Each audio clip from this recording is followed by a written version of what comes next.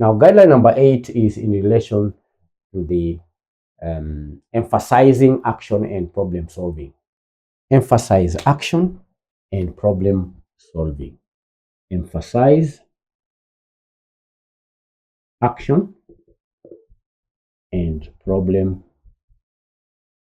solving. How do you emphasize action and problem solving as a guideline for proper control? One way is to focus on corrective action.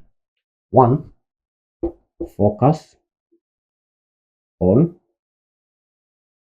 corrective action. You can emphasize action in problem solving by focusing on corrective action.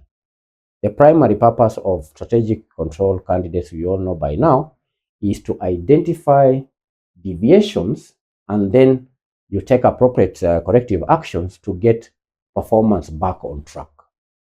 So that's a very important guideline. You focus on the corrective action. Then you can also encourage problem solving. Encourage problem solving.